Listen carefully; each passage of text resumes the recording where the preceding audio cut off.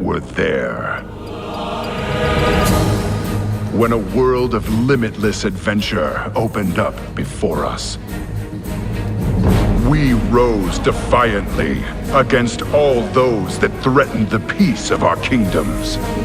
We ventured to a new, alien world and cast the Lords of Shadow and Flame back into the abyss.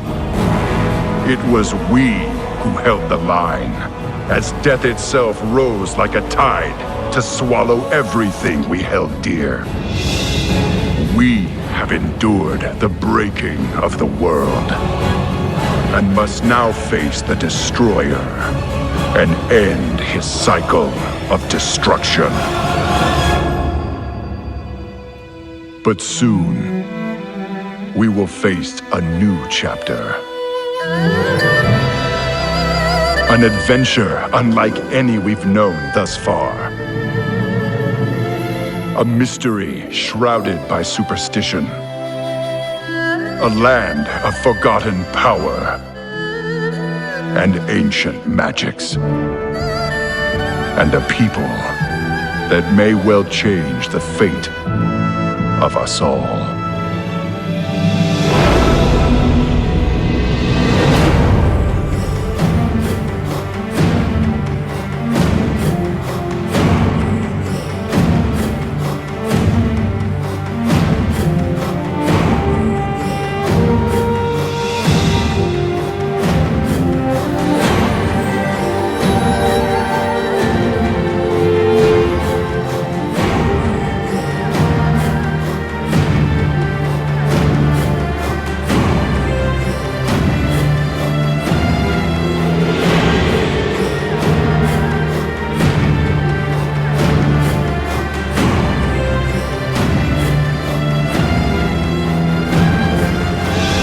For all the challenges we have faced, and all the places we have been, Azeroth's limits have yet to be revealed.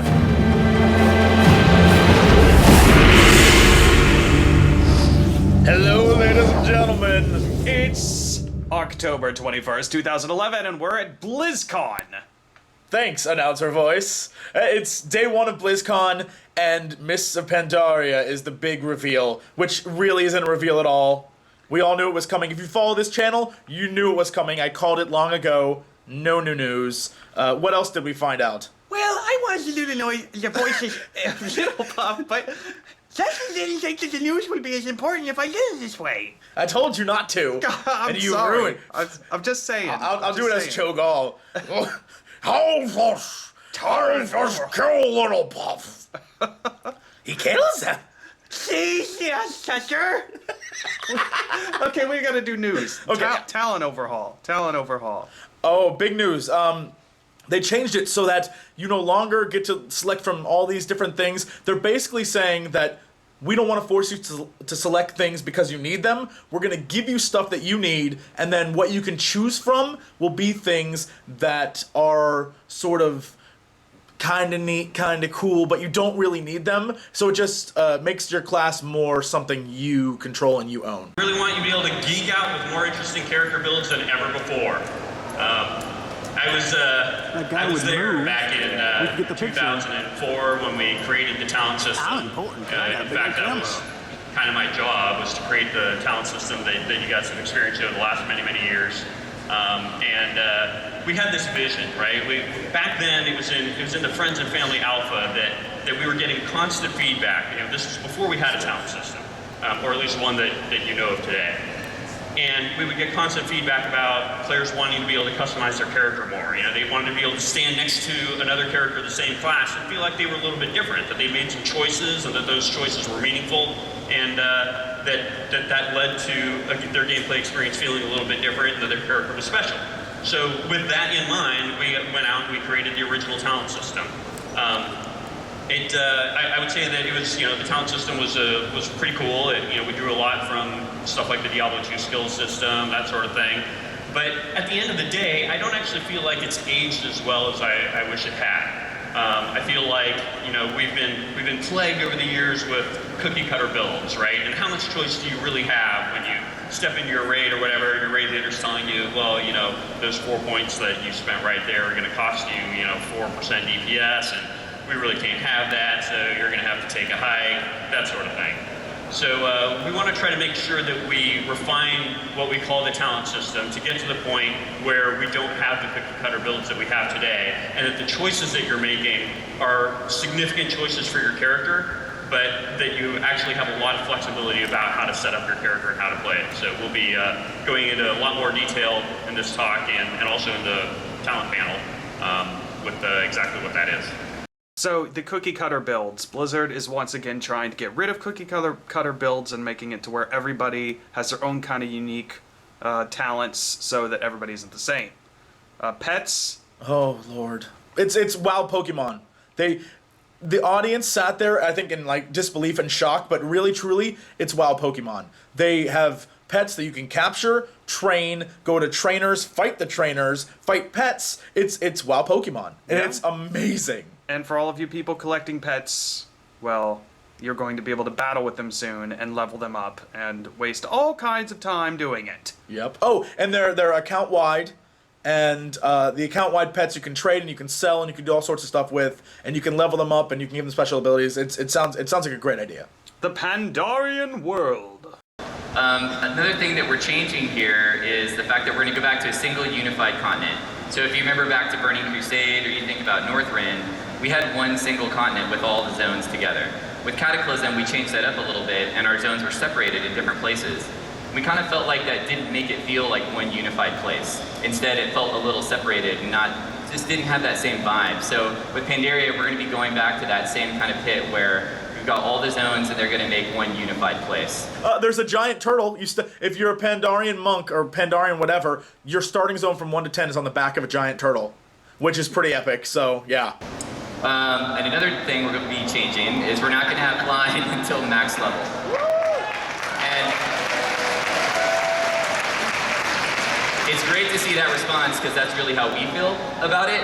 I don't know about you, but for us, you know, it's just questing. Every time you kill a mob, you've got to get in your mount, fly up in the air, fly over something, land back down again, dismount, fly, then mount up again. You know, even though it feels convenient and fast, in the long run, we just don't really feel like it gives the best questing experience that you could have. And it looks like this expansion could get released sooner than later because like there's a lot of it that's already done. So you can see the 5 zones here. We've kind of got a Central Valley, the Vale of Eternal Blossoms. We've got dungeons across all the different zones. I'm going to talk a little bit about 2 of these zones. The Jade Forest, which is our intro, our start zone, and then the Valley of the Four Winds there on the south side. One thing that's cool is we've really been working on this for a while, so we've got a lot of stuff to show you guys. I think this is probably the first Blizzcon we're going to be able to actually show video fly-throughs of these zones with their, you know, art complete and ready to see.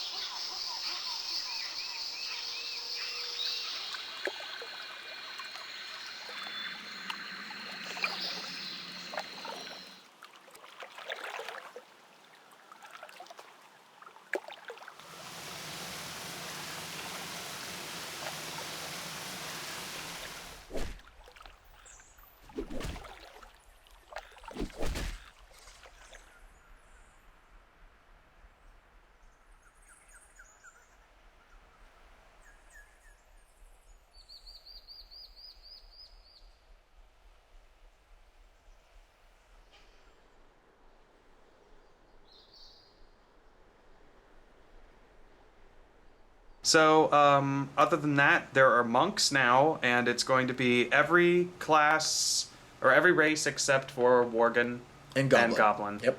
So you'll be a monk. It's kind of like a hybrid of a warrior and a rogue? Yeah, except they have a weird sort of... I think it's a great feature where there's no auto-attacking. In order to do any damage, you have to punch buttons. And it's super flashy, so rogues look really lame in comparison to monks when they attack, because like monks are like hopping all over the place and it's awesome. So yeah, it's gonna be fun to see the monk. Like, you're not gonna feel like you're just sitting there right clicking on things. You actually are going to be clicking abilities, so it's cool. Yeah. So the other things they covered was Diablo 3, still no release date. None. Pretty much like no new news on it. They did show a new cinematic.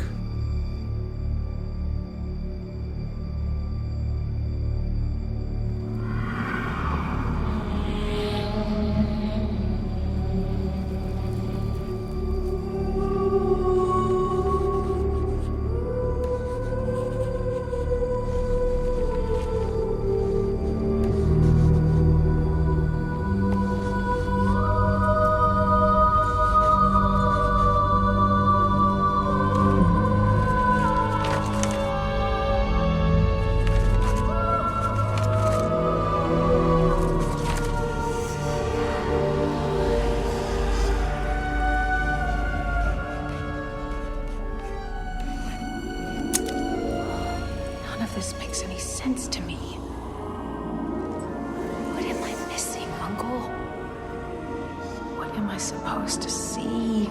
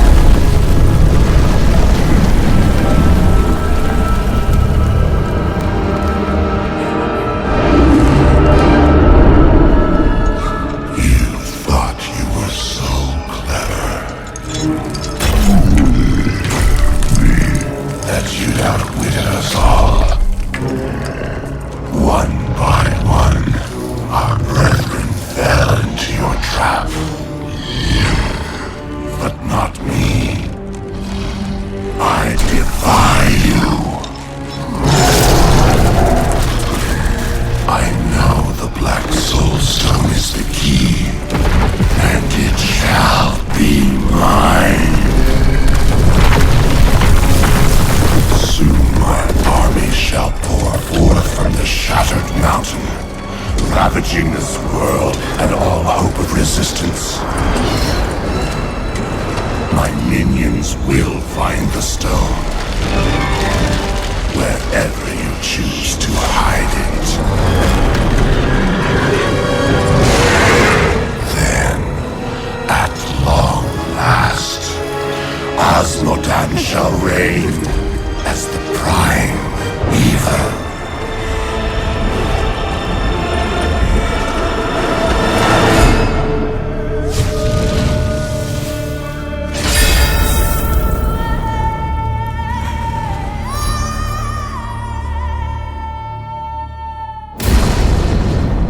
The only new thing we learned from the cinematic is that the main big bad guy is Asmodean, or whatever his name is. And he's like, brah, brah, brah, I'm evil. Oh, so and you can get Diablo 3 free if you commit your soul to Blizzard for 12 months. Right. In there, please don't go to Star Wars The Old Republic campaign. Yes, don't cancel your World of Warcraft, and you can get Diablo 3 for free. So you have to commit for 12 months. Other than that, StarCraft.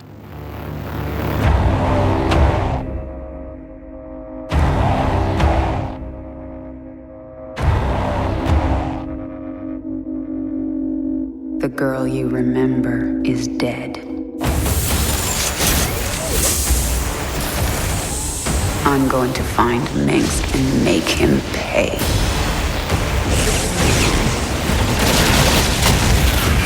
This is Nova.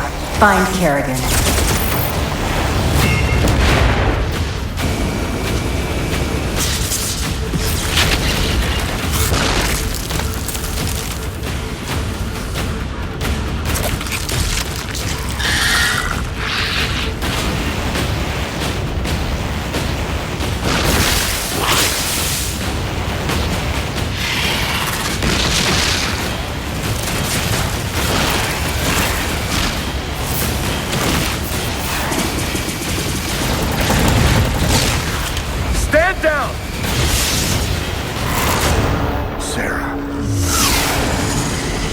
many innocents have you killed?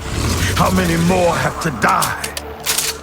The killing will never stop until Minsk is dead. There's too many Zerg! We're not gonna make it!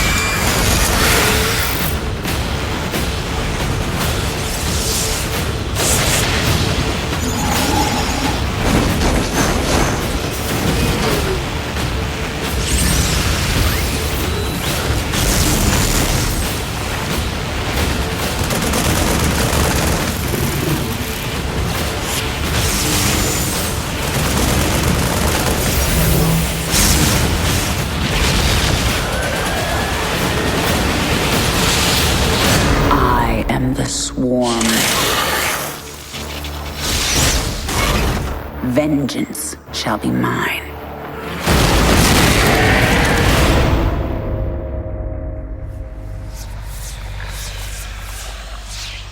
It kind of reminds me of the Brood War.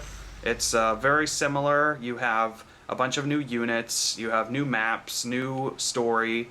You know, kind of change the strategy around. The new units look cool, but yeah, it's coming out soon. Unless you're really into StarCraft 2 or the StarCraft series in general, there's really nothing new there because it's the exact same game with a few added units, basically, and a continuation of the storyline.